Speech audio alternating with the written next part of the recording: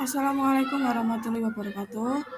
Perkenalkan, kami dari kelompok 2 ingin mempresentasikan hasil diskusi kami dalam mata kuliah Perspektif Sosiokultural dalam Pendidikan Indonesia pada ruang kolaborasi. Adapun anggota kelompok dari kelompok kami adalah yang pertama, Alniki Putri Arifin, yang kedua, Bayu Aji Syaifuddin, yang ketiga, Istiqomah, yang keempat, Sri Etika Sari, dan yang kelima, Tri Yulianto. Pada tugas kali ini, silakan Anda bergabung dalam kelompok. Anda akan mempelajari studi kasus tentang perspektif sosiokultural dalam penerapan pendidikan di Indonesia dalam kelompok.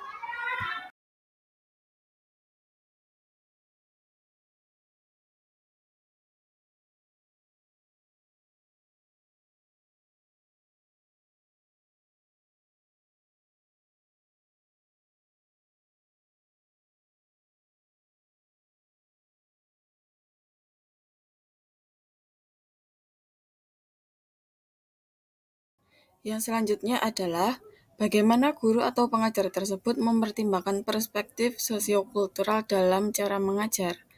Untuk jawabannya yaitu cara pendidik tersebut dapat mempertimbangkan perspektif sosiokultural dalam caranya mengajar ialah dengan meminta peserta didik untuk menuliskan tentang diri mereka dan apa yang menjadi harapan pembelajaran yang harus peserta didik lakukan di kelas, atau dapat memetakan apa yang ingin diharapkan dari peserta didik. 3. Cara lain yang Anda lakukan selain yang sudah diterapkan guru atau pengajar tersebut. Cara lain yang akan saya lakukan selain yang sudah diterapkan pendidik tersebut ialah menggunakan media pembelajaran dengan memanfaatkan kondisi lingkungan sekitar sehingga peserta didik tertarik untuk belajar dan tidak cepat merasa bosan. Pembelajaran yang diperoleh dari menganalisis studi kasus dan pembelajaran pada mata kuliah lain yang terkait. Pembelajaran yang diperoleh dari menganalisis studi kasus dari bacaan mengenai belajar berdemokrasi ialah pentingnya bagi seorang pendidik dapat membimbing dan mengarahkan peserta didik untuk melakukan suatu tindakan yang tepat dan berani menyuarakan hal yang benar. Kemudian kaitannya dengan mata kuliah lain yaitu pada mata kuliah pemahaman peserta didik dan karakteristiknya. Pendidik harus mengetahui kebutuhan dari peserta didik di dalam kelas, sehingga pendidik dapat merancang kegiatan pembelajaran yang sesuai dengan kebutuhan peserta didik di kelas. Untuk studi kasus 2 yang berjudul Ray Sang Pecandu Game Online dari buku Mengajar untuk Perubahan pada halaman 76-92.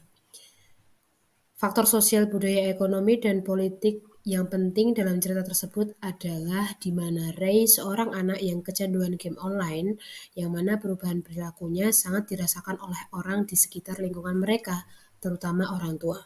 Dampak game online terhadap kepribadian Ray sangat berpengaruh pada karakternya. Lingkungan sosial yang di dekat Ray mempengaruhi kebiasaannya menjadi pecandu game online. Bagaimana guru atau pengajar mempertimbangkan perspektif sosiokultural dalam caranya mengajar? Dengan adanya efek game online yang sangat berbahaya, maka pendidik di sekolah Ray bisa menerapkan cara mengajar yang cukup berbeda, yaitu melakukan aktivitas pembelajaran yang menyenangkan, selain mendengarkan pendidik yang menjelaskan materi, seperti dengan menyelipkan permainan di kelas, mengeksplorasi lingkungan sekitarnya sehingga Ray tidak terpaku pada game online secara terus-menerus. Cara lain yang akan Anda lakukan selain yang sudah diterapkan guru atau pengajar tersebut. Cara lain yang dapat saya terapkan jika saya seorang pendidik adalah dengan mengerjakan kuis dan latihan soal. Mendengarkan materi disampaikan oleh pendidik akan membuat Ray menjadi bosan. Apalagi kita tahu bahwa gaya belajar anak berbeda-beda, jadi sebagai pendidik perlu menerapkan metode atau model pembelajaran yang berbeda-beda.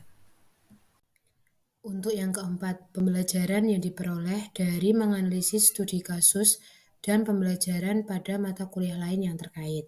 Jawabannya, pembelajaran yang diperoleh dari cerita ini dengan mata kuliah lainnya yaitu mata kuliah pemahaman perkembangan peserta didik serta mata kuliah rencana pembelajaran dan asesmen. Dengan mempelajari mata kuliah ini, saya harap saya bisa memahami cara mengatasi kekurangan peserta didik yang berbeda dan menggunakan metode pembelajaran yang bervariasi pula untuk mengeluarkan potensi peserta didik dan membuat mereka termotivasi untuk belajar.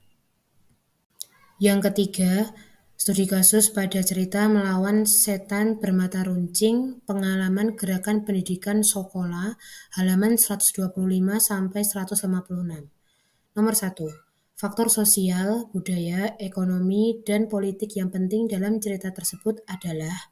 Jawabannya, faktor sosial, budaya, ekonomi, dan politik yang penting dalam cerita tersebut adalah di mana mereka sangat dipengaruhi dengan budaya yang sangat kental tentang pernikahan yang mana sepertinya perempuan hanya bisa menikah dan tidak perlu menempuh pendidikan.